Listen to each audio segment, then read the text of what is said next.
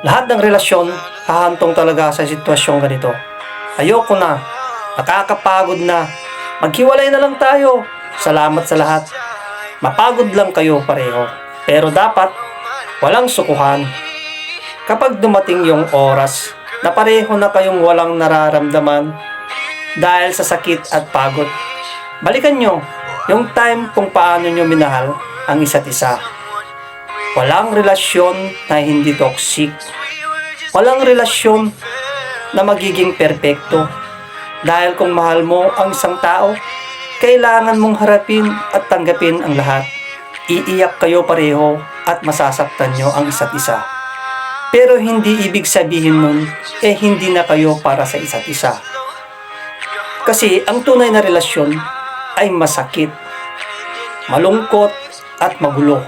Pero ito rin ang nagiging dahilan kung bakit ka masaya at palaging nangingibabaw yung saya at love na nararamdaman mo.